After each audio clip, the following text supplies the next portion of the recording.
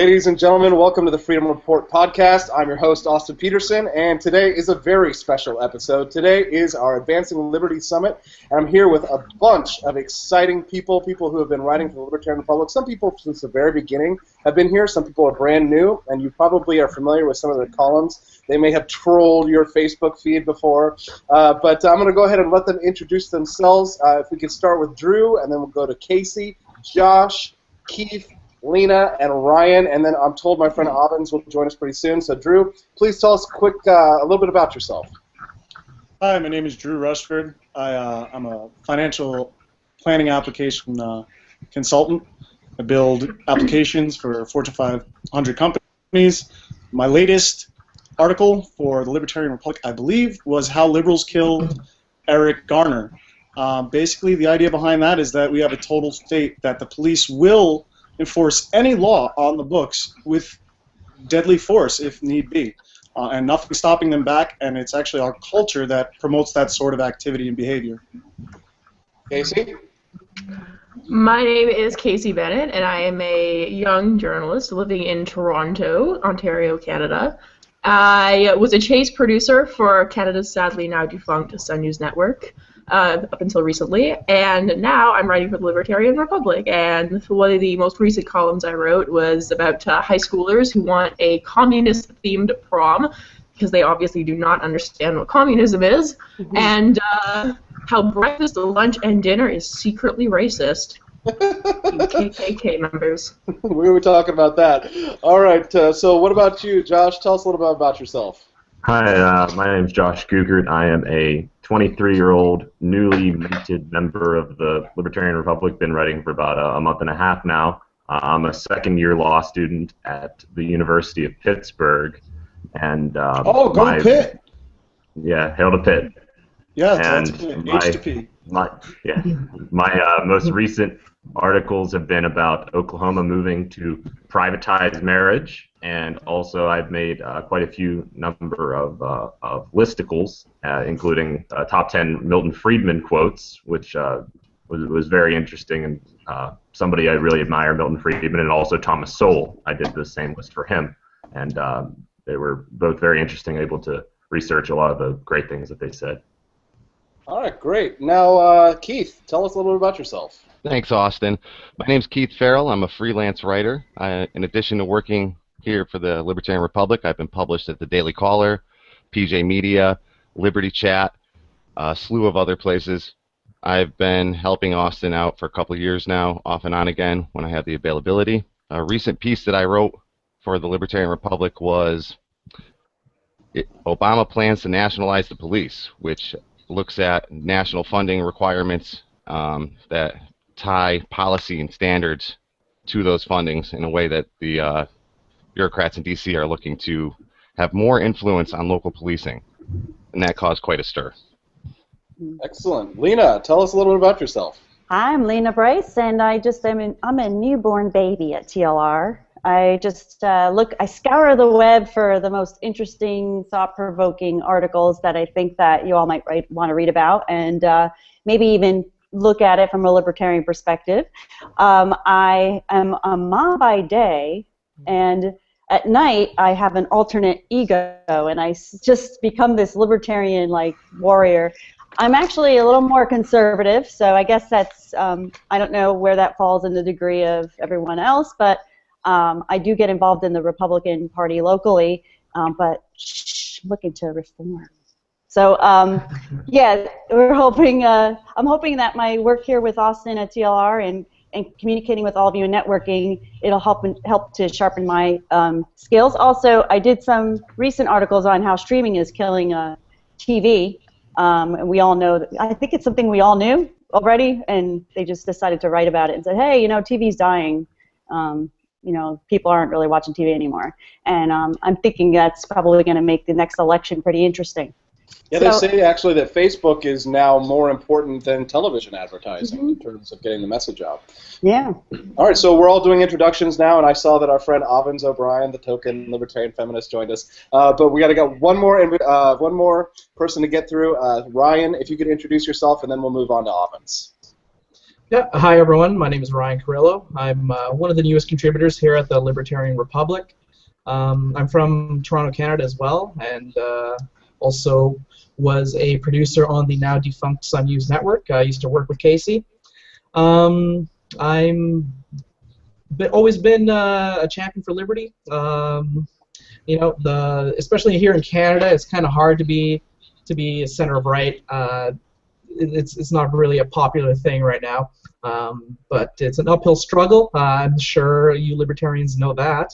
And one of the recent articles I've done was men who do hold the door open for women are sexists, but also men who don't are sexist as well. And, so you can't win. You can't win. I almost spit my beer all over the screen. Right. Once you say man, you've already said sexist. I mean, that's what it means, Right. We need a new word, man. All right, Avens, It's redundant at this point to say man and sexist in the same sentence. We've teed you up perfectly, Avens, so introduce yourself.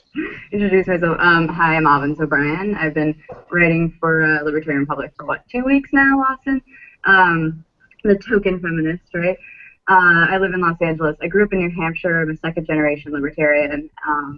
And yeah, so I don't know. I've been fighting for the libertarian cause, both in actual elections. I've worked for various politicians, and I also write and commentate on numerous subjects. So, yeah, that's what else should I be adding to this description? That's it. All right, guys. So this is how this is going to work. We'll have a little bit of anarchy at the end of the show where anything goes. But for the beginning part, what I'd like to do is to get everybody's thoughts on the topics, the questions we're going to have. And if you feel like you want to jump in or you want to hop into someone and say something, feel free to do so. But let's try and keep it civil, and I might moderate any debates that arise. But for the most part, I'm going to toss questions. I'm going to toss questions out, and I'm going to point to the person and say, "Hey, answer the question for me," and then we can go at it a little bit, and then I might toss to other people, make sure that everybody gets a voice. But try and keep your answers short and succinct, and of course you can feel free to debate each other, call each other status, yell at each other. That's fine. Just try and keep the profanity to a minimum so that my advertisers don't jump ship, please. Status. All right. Oh, God damn it. Censoring. So the very first thing that I want to talk about are the two important topics, the things at the top of the list here. What's awesome in liberty right now? What's happening right now in the world of liberty that's a positive? And then we're going to talk about what sucks for libertarians and what sucks for liberty in general. So the first thing, I'll go ahead and start. What's awesome right now for libertarians? I think the idea that the New York Times, even if they're bashing us, and that the mainstream media is actually saying the word libertarians, people like Rand Paul are using the word libertarian to describe themselves in interviews with Fox News, and that Rand Paul actually has a shot at the nomination, even though a tiny little infinitesimal one. I think that that's good for libertarians. I know that the political process, some people eschew the political process, but perhaps maybe there could be a change if we were able to take over the Republican Party. So I see Rand Paul right now as one of the things that's good for libertarianism. And let's welcome my buddy Grant Phillips. Grant, we'll give you a chance to introduce yourself. Sorry. No worries. We'll give you a chance to introduce yourself in a minute because you were bad and late. We'll get to you later. So Drew, what's awesome in libertarianism or liberty right now?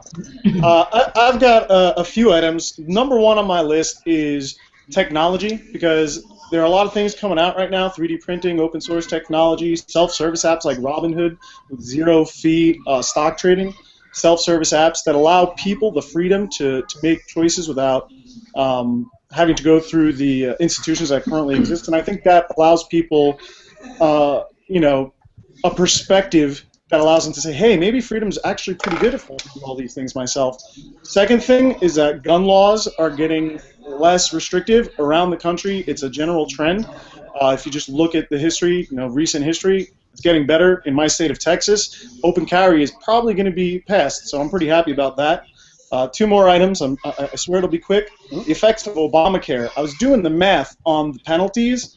Oh, man, the penalties are so low for a lot of people who are, I guess, above maybe $50,000, $75,000 that people are just going to say, okay, I don't want to buy health care. I'll just pay your fine. And I think that's really going to hurt Obamacare. And, of course, the last thing is just Hillary Clinton. She's just imploding. And it's great. Not only for libertarians, it's more like it's bad for Democrats and liberals. So by proxy, it's good for libertarians. It's good for America. Yes. The world, the planet.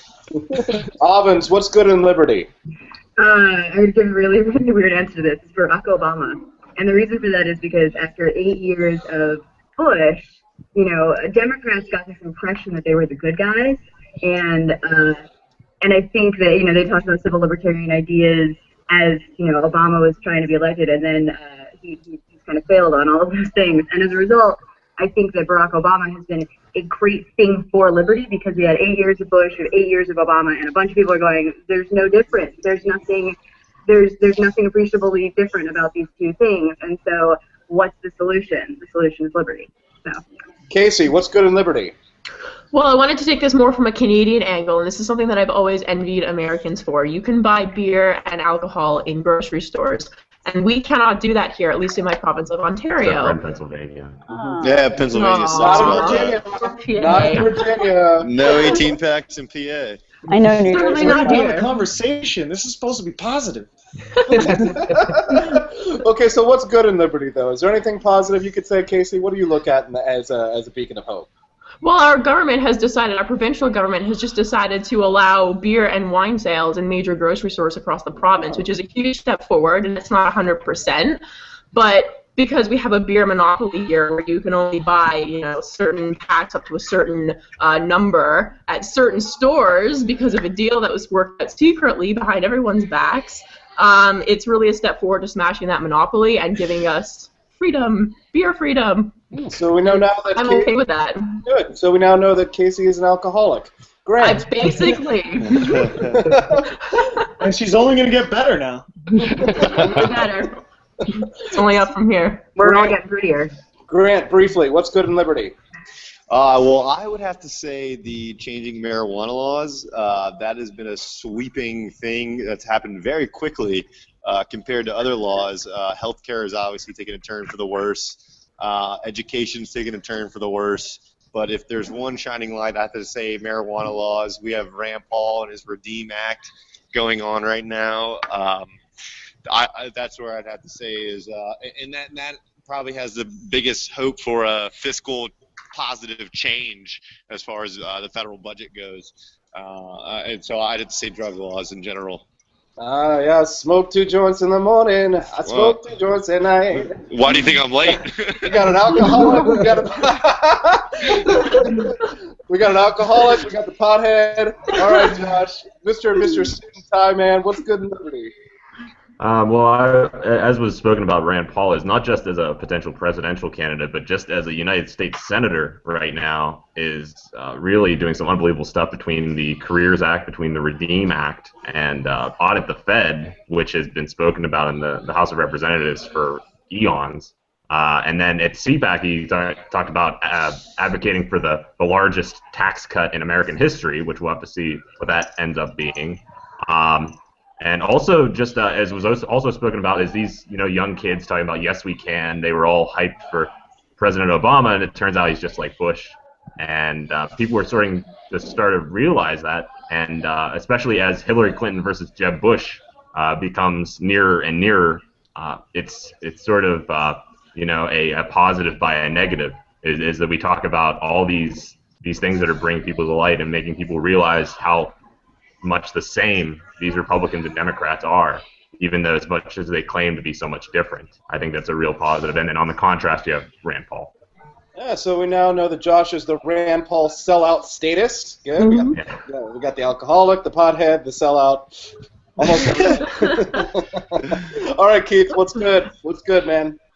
Well, I too think that Rand Paul is doing good things for liberty, but I'm more focused on what he's doing to work with people like Cory Booker across the aisle to do criminal justice reform and engaging black Americans on topics about how the criminal justice system is unfair.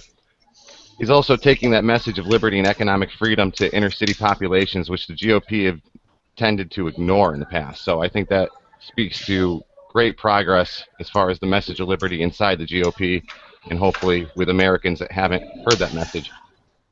All right, Lina. Well, I was actually gonna say technology like Andrew, but to go on piggyback on that, I think that social media has been a really, you could say a curse and a blessing, but knowing that people are turning to streaming more and TV less, which is how politicians were sold to us traditionally. I think that is going to be a good thing. And when you look at how social media is working to create communities of outreach and volunteers and just giving information that you don't normally get through the mainstream, it does a lot. It's probably not great strides, but it's making it's making an improvement in how we communicate ideas, how we talk about ideas. I mean, Austin, you're like a rabble rouser. You like to stir the pot, but at the same time, it's stirring up conversation, and I think that's what was missing. All right, Ryan Carrillo, what's good? Well, I was going to say the same thing as Grant, the decriminalization and legalization of marijuana. And the reason is because it speaks to a growing trend for personal liberty, the idea that the government doesn't have a right to tell you what to eat, drink, or smoke. And, for a lot of young people, right, they just want to get high. That's like, it's just the get high and have sex and drink. Exactly. That's the end-all be-all of why they want legalization. But you can use this as a jumping-off point, I think, to have discussions about personal liberty and government interference. And having those kinds of avenues open to these kinds of discussions with younger generations is good for liberty and good for libertarians and for the movement. All right, well, let's keep this roundtable moving. Go back to Drew. Drew, why don't you tell us, what do you think sucks about liberty right now? Well, I think one thing that sucks for liberty is that the regulators are coming for our technology, this new technology, Bitcoin, drones, items like that. So it's definitely piqued the interest of those nanny staters and just outright, social tyrants. So that's one thing that I think is pretty terrible for liberty. But at the same time, it cuts both ways. As more and more people use this cool stuff, they're not really affiliated with any cause. And then when they hear, hey, the government's going to come down on you because you're using Bitcoin or your drone or this, it'll push them. So I think that's a murky subject. I don't know if it's good or bad, but I think it's bad. And I think what's bad about liberty today is the influx of leftists that are diluting the message, telling people that they're bad libertarians if they're not social justice warriors. You saw this happen with the Atheism Plus movement, where if you weren't, a hand-holding hippie saying kumbaya, then you couldn't actually be a good atheist. And atheism wasn't really about trying to be equal. It's about using reason and whatever. And so I think libertarianism is more about being anti-state and anti-certain things that statists believe and make them want to pass laws like racist beliefs. And that's because there are laws that are passed by people who are anti-racist, who are progressive, and those are bad laws too that harm people. So I think that really sucks. It's that they're diluting the message and they're giving progressives a foothold to argue against libertarians, when libertarians should really be focusing on the state. And whatever motivations people have for establishing a state, if they're dirty capitalists, if they're dirty socialists, if they're racist, anti-racist, the end result, a state, is a bad thing. And that's what we really need to focus on and keep focusing on. Avens, you want to respond to that? You social justice warrior, you? You know what's funny is actually my point that I was going to say for this answer was that there's this false dichotomy where you have people on the right and people on the left who are coming into liberty, and you have people on the right who are like, those social justice warriors aren't libertarians, even if they don't suggest state solutions for things. And on the left, you have people being like, well, you're not really a libertarian if you don't care about these issues. And it's obnoxious because at the end of the day, the only thing that qualifies people to be libertarian in my book is, hey, you don't want to aggress upon other people. And so, if people want to take up leftist solutions, like leftist solutions that don't involve government, so they want to say like, hey, we want to battle racism, or we want to battle, systemic oppression or whatever, as long as they're not using government to do so, I think that it's important that those conversations exist within the liberty movement. I do hate when people go like, well, you're not really, the libertarian movement is lacking because X, Y, and Z, and they get all angry about it. But I do think there is an essential component to that conversation that I'm glad is happening, but I really wish people would be so less extreme. I don't sit there and accuse people who are on the right of being, not libertarians because they're religious or whatever, and vice versa. I think there's too much dichotomy. Anyway. All right, Avens, you're not libertarian, but Casey, just kidding. Casey, what sucks right now about the libertarian cause? What's not good right now for liberty? Well, again, I wanted to take this more from a Canadian angle, but this is the broader issue affects basically everyone in the Western world, and that's terrorism. And here in Canada, we've introduced Bill C-51, and that's basically anti-terrorism legislation that gives our Secret Service, CSIS, the ability to expand its powers, broaden its powers, and by extension the government, to track down suspected or would-be terrorists. And I'm sort of nuanced about this because I believe that we need to do something about terrorism, but when you're introducing all of these laws and you're cracking down on privacy, I mean, look at what happened with the body scanners in American airports. It was introduced as a method of safety, as a means of safety, at least that's what the public was told, but in the end it really wasn't very effective. So I don't think that this is a very good thing for liberty, to be cracking down on people's privacy and on their basically their ability to be almost safe and secure in an ironic way. So that's my position on that. Grant, what's not good for us libertarians right now? Well, from a liberty standpoint, I like to look at the economics of liberty, and I would have to say monetary policy. I think we are in a period of a completely falsified recovery. We've basically pumped the economy full of money just to make it look good, and it is very politically feasible. And I think the Fed, audit the Fed, I think audit the Fed is a great idea. I don't think it'll accomplish anything ultimately. It's just going to tell us what we already know. And I think that that is going to be very detrimental to us in the long term. And I'm not sure if anyone can possibly fix that. I've never really heard any solutions to how you can fix quantitative easing or zero interest rate policy. But that will hurt everything else that we talk about as far as liberty goes, from foreign policy to domestic policy to everything, because they literally control, the state controls the economic outcomes as far as money goes, and I think that will be a major issue within the next 5 to 7 years. All right, Keith, what sucks for us right now, bro? Well, I think we're at a stage where the movement is starting to go more mainstream. And what I've seen is that there's a lot of ideological purists and fringe types who would rather obstruct real progress than actually see the movement go mainstream. And all you have to do is look at the Libertarian Party's attack on Rand Paul last week or the week before, where they linked, they said no more Paul, Bushes, or Clintons, as if the Paul family has been this plague to America like the Clintons and Bush. It isn't honest, and it doesn't help us accomplish any real goals. I think that passing up a cheeseburger because we want to hold out for a steak is not good policy. I think we have to be more pragmatic. And I think there's too many of those ideological purists which are too willing to blame America first for anything. And I think that bias sometimes leads them to support or excuse the actions of people like Vladimir Putin, who should be denounced as an enemy to liberty. So I don't think that's good for us. All right, Lina, what about yourself? I think that is our biggest problem, and I think the libertarian movement's issue are people who are looking for the infighting. Can you hear me okay? Because I can't hear myself. We can hear you just fine. Good. Okay, good.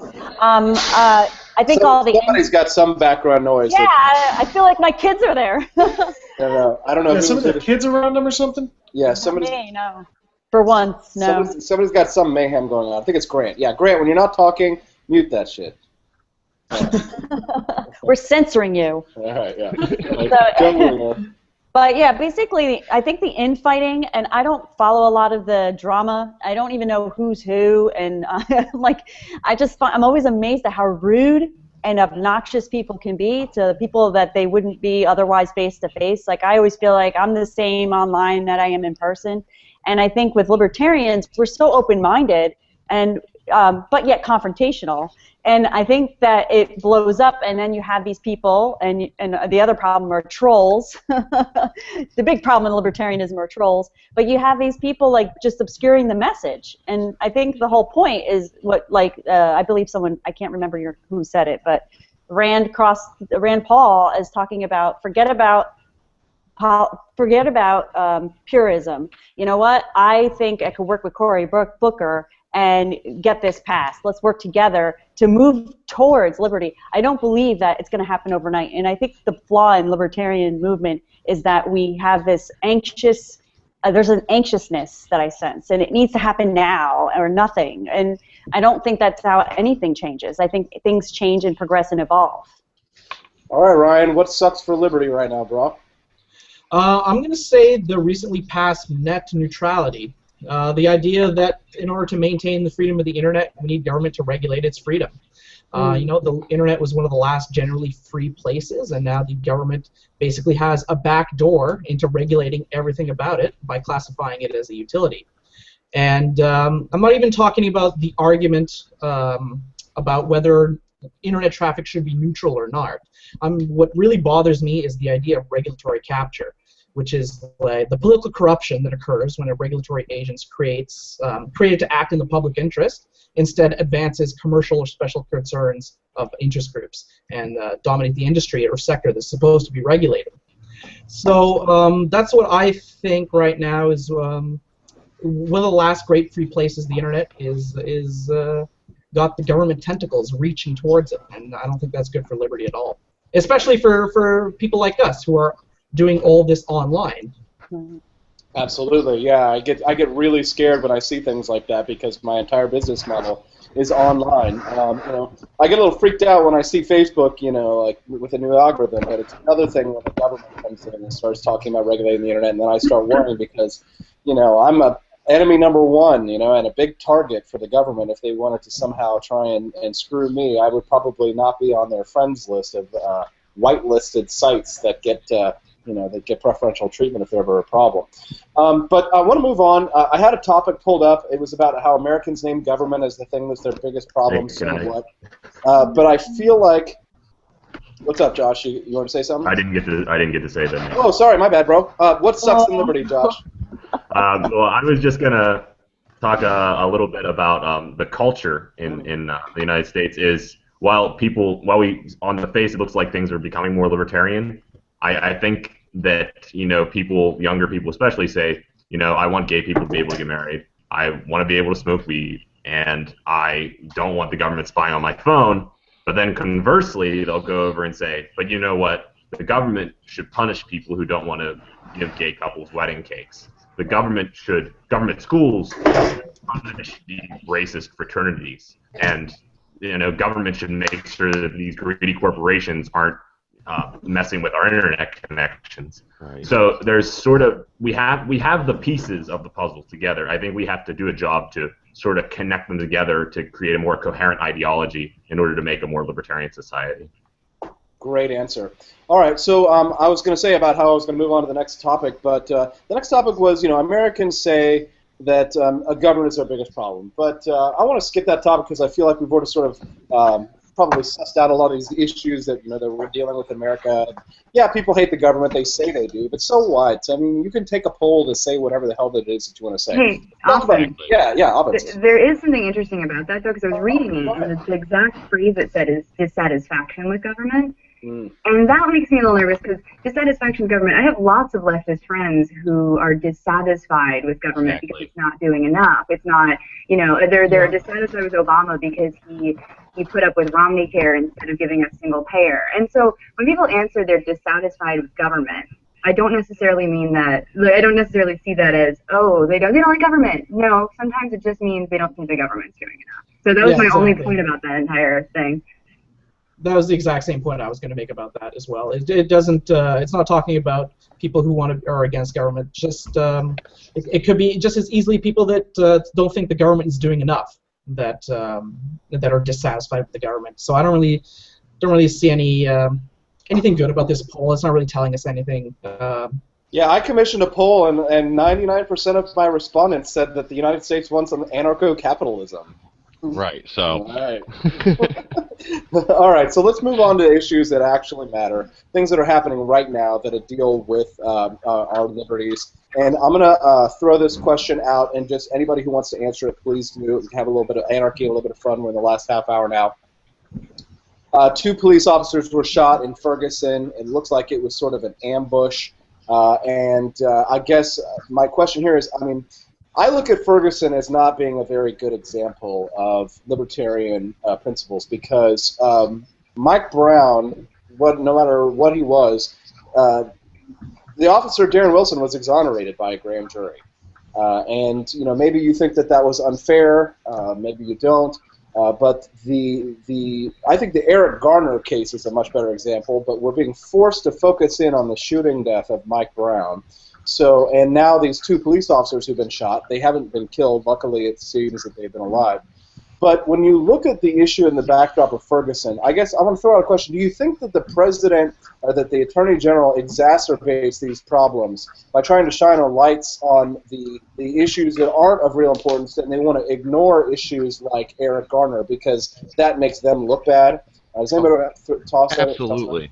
Yeah, Keith? I mean, I think that when elected leaders choose to fan the flames of racial tension for political gain or to craft a political narrative, it definitely creates a lot of volatility, and I think that's what happened in Ferguson.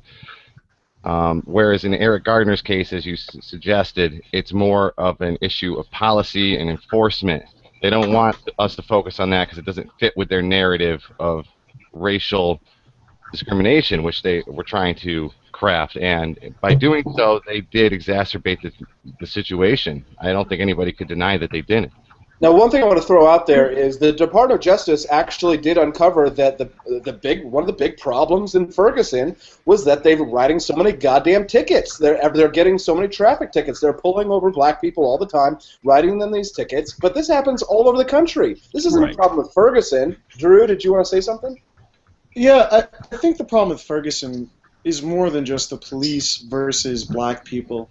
I mean, in New York City, 2 cops were shot, but that's a very large place. So I think the law of large numbers comes into play. But for a place like Ferguson, where the population isn't as large, I think it evidences a social breakdown that goes above and beyond just people writing tickets. It's about the economics of the situation, what opportunities people have, people feeling disenfranchised. I don't want to sound like a liberal, but it's not just the police. It's people not having opportunities, people paying taxes, people getting tickets and things like that. And I think if you look at that and you think it's really just the police, or you make it just this monistic issue where it's just one thing is the problem, you're really not going to get to the truth. There's more to it, and I think libertarians should really explore it because why are so many black people poor around the country? Mm-hmm.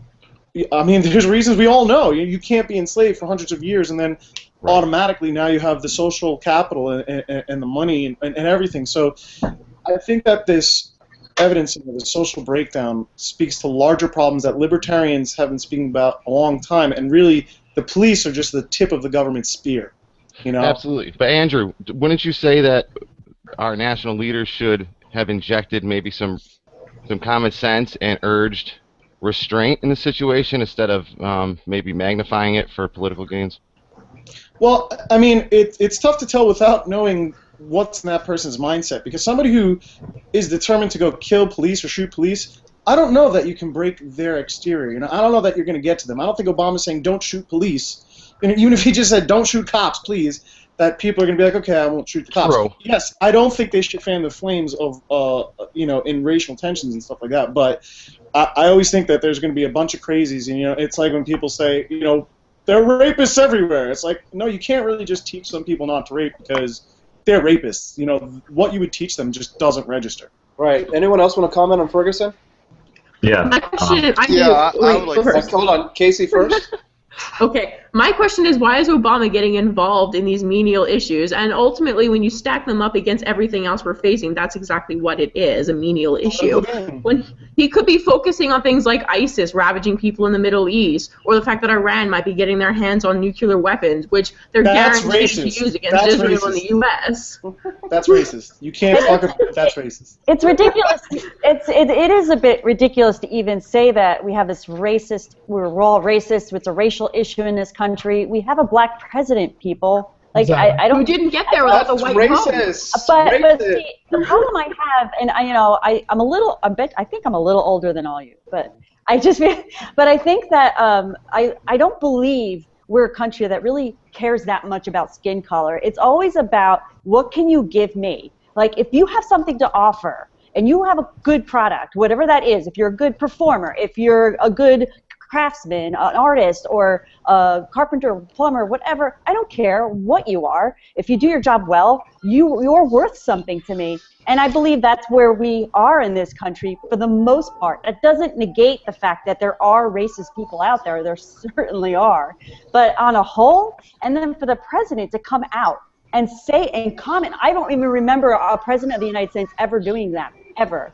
I usually they stand back and let the courts work through the system, and then they don't comment personal comments on things like that. So, you know, you did have 2 officers shot. Now, I know there's a lot of cop hating, but that's a bad precedent, and it's not good. You have they're police officers that are just doing their job, standing in front of a building. People are peacefully protesting, and they're just making sure things don't get out of control, that they're doing their job. And it's a slippery slope if we just say, oh, they were asking for it. You know, this is the environment. I believe the state created this environment. The state created this hostility between civilians and cops.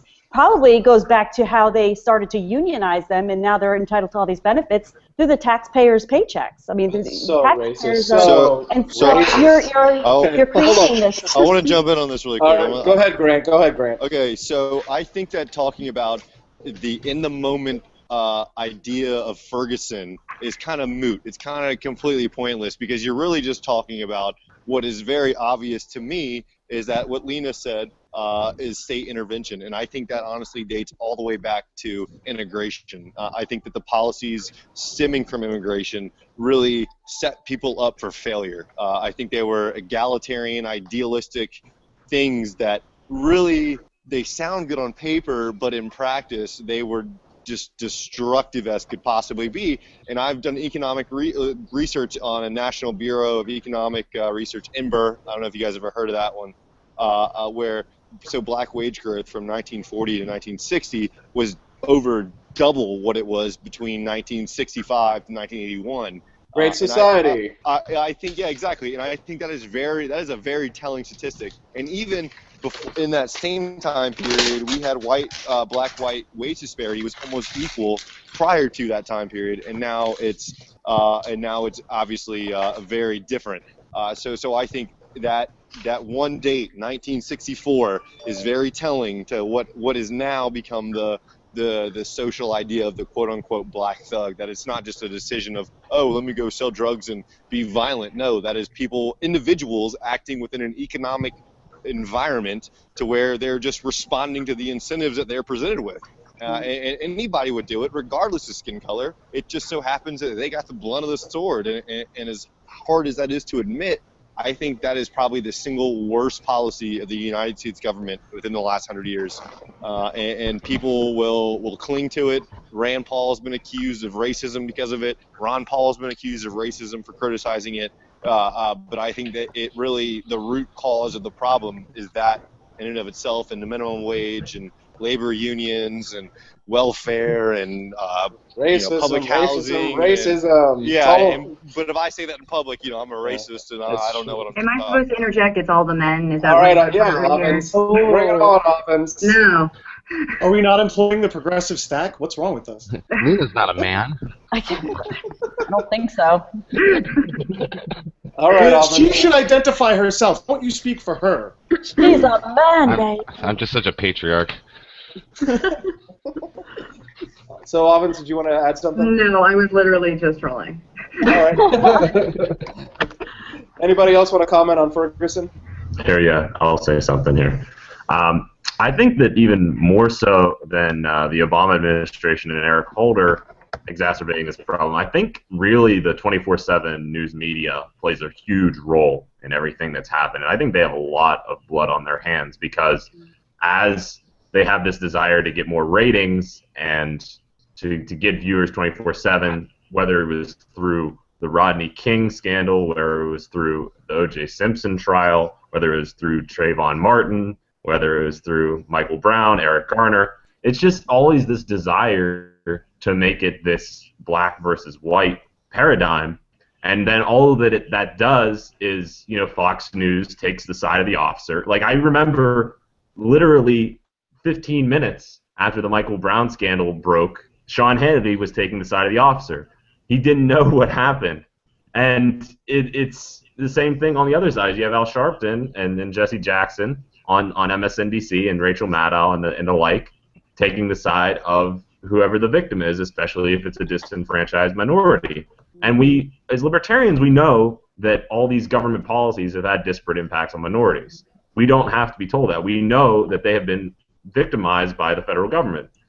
But at the same time, it doesn't do our society any good to continue to make these wedges between black and white, and to make this and further this hatred between the races just to further ratings and for political ploys too. I mean, it's just a matter of identity politics that, you know, the Democrats play off of and in the Republicans too. You know, the Republicans talk about being the party of law and order. You know, Nixon was famous for this, and that's sort of and a legacy that's continued on to this day. Is that everybody wants to benefit as society burns, and all the elites want to reap all the benefits, while all of the, you know, the so-called, in their minds, lower classes sort of quibble back and forth about all of these issues. And people who are easily separated are also easily conquered. Right. All right, so I want to talk about racism. I want to talk about racism from an angle that's a little bit more controversial. I wrote a story last week, and the story was called "Students Launch Campaign Against Words That Are Hateful and Hilarious." Because, all right, still, obviously racism is shitty. When somebody says, "Oh, you're the N-word," and they're being actually hateful, then I think that's the time when you ought to say, "Hey, don't be an asshole," and we ought to socialize each other properly on how not to be an asshole. But when people make jokes that maybe have racial overtones, I don't think that jokes with racial overtones necessarily mean that you're being racist. You may be making a racial joke, but I don't think that it's racist. I mean, to me, racism is when you're trying to exert power over someone, or you do exert power over someone because of their race, because you're a bigot or you're intolerant. But now all these students at the school in Shawnee Mission, Kansas, who are totally not pawns of their teachers' social agendas, I promise they're not, are all holding up signs saying things like, "An Oreo cookie is not an ethnic group." Now, please tell me that is not fucking hilarious, okay? That is fucking funny. That is hilarious.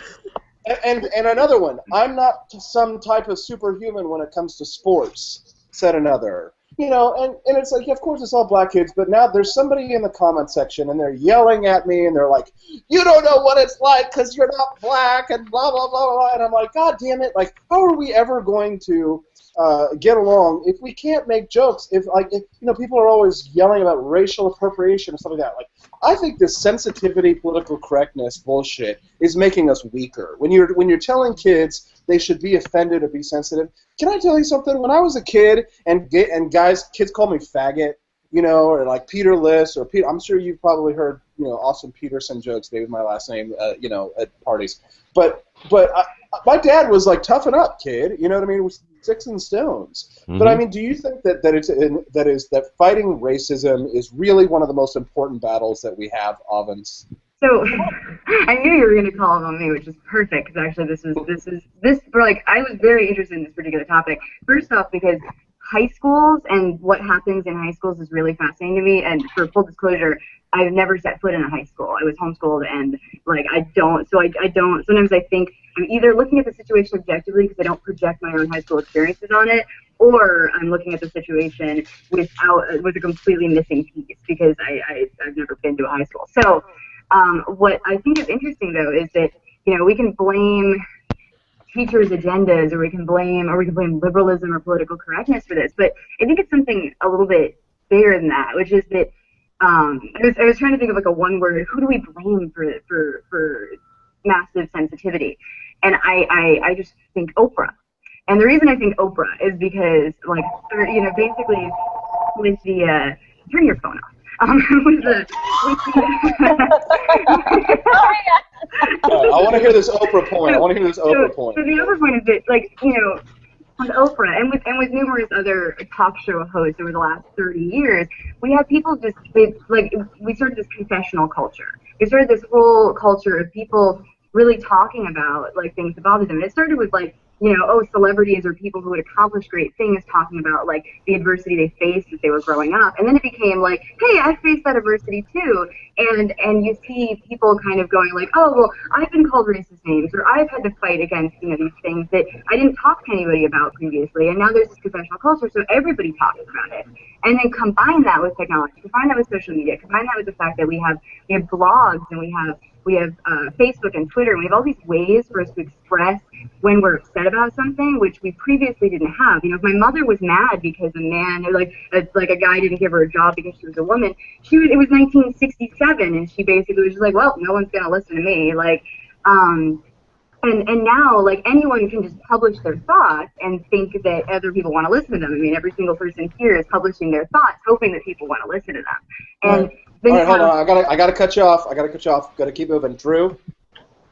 Yeah, I mean, my wife is black, so if I made an Oreo cookie joke in my house, like to my family, it wouldn't be offensive at all. But your babies are Oreos. Your babies are Oreos. But if you want to, I can see it like anything can be said with hostility, or anything can be said in a joking manner. So I think, the words themselves are not really what we should be fighting. It's really any instance of, hostility between people. Like you said earlier, or alluded to, how can we have an equal society if we can't make fun of each other? And that's why I like the Comedy Central roasts, where like anything goes, and it's not like everybody leaves and it's like a race riot afterward.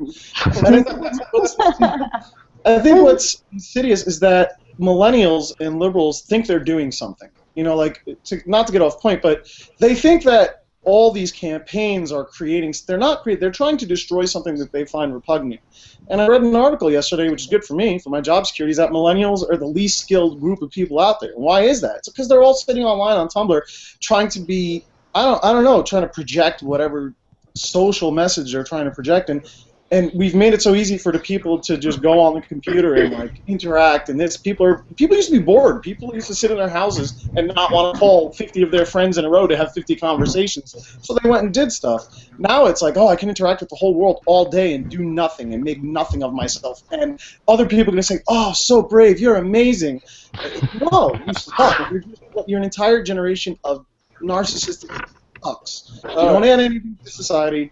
All right, so Casey, you're next, and someone told me once that you are part Asian.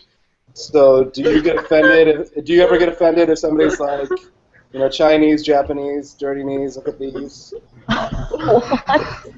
Well, as much as people think that I look part Asian, I'm actually not. But no, sorry, that was so racist of me. I'm sorry. Wait, it's racist if she's not Asian? It's racist. Yeah, it's always racist because it's always racist. I'm the biggest racist there can be. But I was just reading through, and I was looking at some of the complaints, and one of the girls was complaining because she was being stared at during, a topic on slavery in class. And, I'm not the voice of all black people. I just think this is such a petty thing to be concerned about. There are so many people in this world who are so disadvantaged, who don't even have the opportunity to go to school and learn, at least without fearing that they're going to be shot by, Islamic militants, things like that. So you're lucky that you even get to be in a classroom learning about these things. You're complaining about these horrendously first world problem, and you don't see a problem with that in itself. I just think that that's an issue. I think that people are blowing things out of proportion. I think that people are, in fact, too thin-skinned, too susceptible to offense, and offense is a choice. So if you don't want to be offended, don't choose to be. All right, good one. We got to keep moving. Rich kid problems. It's poor little first world rich kid problems. True. All right, moving on. And Shawnee Mission, Kansas, by the way, is a rich neighborhood. So moving on, who is next? Is that Keith? Keith, jump in here and try and keep it snappy. Yeah, I don't think we could have true equality until we're allowed to make fun of whoever we want for whatever reasons, right? I mean, I think one of the greatest shows on television is South Park because they unabashedly attack every single group and slaughter sacred cows every week, and that is equality. That's true liberty. Sometimes saying something that has a racial connotation to it or whatever is just funny because it's sensitive. It's funny because somebody's going to get upset, and we're just having fun. It's not necessarily coming from a place of hatred, and I think American culture revels in satire and comedy, and I think that, we're not alone there. The modern world likes to laugh. So I think everybody should kind of just lighten up a little bit. All right, Ryan, you Canadian poutine-eating son of a bitch. What's your deal? I just think everyone loves playing the victim. It's just it's a big game of who's the bigger victim. And exactly like other people were saying before, with social media now, everyone can just go online and complain and share their experiences. But I like Keith just said, we're not going to be equal until we have the ability to make fun of each other. Just like me and Casey, we're friends, and I don't know how many times we've said racist jokes against each other. I'm Mexican, and she throws Hispanic jokes at me all the time. Don't be so hard on yourself. Don't be so hard on yourself. You're not. I just laugh. I think it's hilarious. That's an old South Park joke, by the way. That's a South Park joke. How do you start Mexican? You got his food stamps under his work boots. Yeah. Can't even unpack the boxes in the background. But you see, It's so easy. You know, there's no malice intended here. This is people having fun, and this is equality. Where nobody's making fun of Ryan for being Mexican. We're just laughing with him. You know, so it's different. This is the sort of thing they're attacking, good-natured fun, and they shouldn't. True. All right, so we've only got 5 minutes left. I want to hit this last topic before we go, guys, and this has been so much fun. We'll definitely do this again. So, Ryan, I need you to start this off. You posted a story. It shows that men are sexist if they open the door for women, but they're also sexist if they don't open the door for women. So, okay, what the hell is that all about? Can you tell us real quick?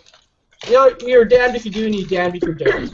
Basically, it was a study saying that there's such a thing as benevolent sexism. Right. So if you're actually nice to women, it's called benevolent sexism. If you want to pay for dinner, if you want to hold the door open for them, it's not because you're being nice. It's because you think that women are weak and incompetent beings, is what the study said. Is that not the case? No. No. Now, it's a really small study. There's only 21 males. Drew, you got to say something so that comes out. Say it. Shitlord, choose one. Shitlord. Which one am I? That's your choice these days. Am I shitlord? Exactly. Avens, are we all sexist? Are all men sexist, Avens? No. Oh. I mean, I believe in bad, individualism. guys. I judge every single person by their own actions. So no, you know what's interesting though is that in feminist circles, benevolent sexism is a topic of conversation, which I've heard of this before. And you know, the idea is not supposed to be that like if he holds the door open for you, he's innately sexist. But the concept being that people who are treating women differently because they're women in terms of you know, in terms of kind of pedestaling or treating them in a particular, like, oh, you're weak, I need to help you, whatever, that there is a sexism in that. That's like the concept behind it. I'm not entirely buying it myself. However, it's the concept behind it. And then if you want to do one study, I point out that was one study saying that, oh, men are sexist whether or not, you know, like, they hold the door open or they don't hold the door open. And it's one study does not a theory made. Like, it's Sure. I agree. Well, the problem there too is that, like, there's not just the expectations, you know, that a man who holds the door open for a woman is sexist. There's the sexism of women who get upset because you don't hold a door open for them. Right, and I mean, I don't get when people are upset for like every once in a while someone will be like, oh, I held the door open for a woman, and she's like, I can do it myself. I'm like, really? Someone bothered to be like, I can do it myself? What the hell is that? Like, if people are polite to each other, I mean, I said in that thread on that topic, like, I was like, I hold the door open for anybody if I get there first. Like, if I get to the door first, or if you're holding something, it doesn't matter if you're holding like a cane because you're old, or a baby, or groceries, or whatever you're holding. Like, I'm gonna be like, hey, go through first, whatever, because I'm a polite human being. And And I don't know. I think there's like the dichotomy, like the false dichotomy is kind of language where it's like, oh, we have to make this a war on something. It's like, why can't we all just be fucking polite? Okay, Casey, you wanted to say something? Yeah, I was just gonna say what Avens said. You know, I would hold the door for anybody, male and female. I don't think that it's a sexism thing. I think it's a courtesy thing. But even if it was, you know, a sexism thing, you know, this is probably blasphemous for feminists. But I like that sort of behavior. I like it when men are manly. I like it when men are masculine. I like. Do you like it when men woman. pay for dinner? Do you like it when men pay for dinner? I do, and I like it when they hold the door open. I like being feminine, and I don't think there's a problem with that. I just think it's a double standard that our motives are questioned to begin with. You know, I know. Yeah. Those ladies can open the door for me, and no one's going to question their motives. But if I open the door for them, my girlfriend just bought me a St. Patty's Day ticket while I'm on the phone with you guys. So she's pretty much a reverse sexist, if you ask me. That's right. I feel sorry for men today. I do. I'm glad I'm not in the dating scene at this day and age because it must be very frustrating. Yes, the other day I heard a friend say, you know, he called me hun. Like, she was completely offended that this person working at the counter said, here you go, hun. And I'm like, that's an endearing, I think that's the issue. They're just stressing too much about words, and they're putting too much stock in them, and I think that he was just trying to be nice. And, I think they're just looking for a reason to be outraged, really. I think that these people have a chip on their shoulder, and they're just like, get over it. He held it, you know, because they construe anything as racism and anything as sexism. So, and it's almost an industry now where you write an article about how something is racist or something is sexist. I just get angry about people 3 meals a day. What? What, Avens? I just get angry about people being angry for no reason. All right, well, somebody could write a book to detail the proper way for us to objectify women. Then we won't get it wrong anymore. There's a really good YouTuber who did one of those. I'll send it to you. Okay, great. I don't know the right way, but I'll know the wrong way when I see it. That's really their cop-out. They can't give you a definition, but they know when you violate it. Drew, did you have any other points you want to make? You said you had a point. No, I just stated them. It's cool. All right, cool. Anybody else want to make a point before we sign off? The cops are coming. I hear sirens. Oh my god. All right. Whose neighborhood is that? It's mine. Grant. Somebody lives in the State's coming after us. It's mine. It's Ryan. Casey. Okay. I'm in Richie, San Diego. Nothing's happening here. All right, ladies and gentlemen, folks, thank you very much for joining us for the Freedom Report podcast. As always, if you enjoy the show, do us a favor, go to iTunes and subscribe. You can also find us on Stitcher if you have an Android device. And if you really love the show, you can go to iTunes and leave us a 5-star review along with a written review. Helps us to spread the message of freedom every single day. Thank you very much to my writers who are doing a fantastic job. Drew, Avens, Casey, Josh, Keith, Lina, and Ryan, Grant, who just disappeared. Thanks to everybody for joining us for the show. Don't forget to come back every single day to your home for economic freedom and personal liberty at thelibertarianrepublic.com.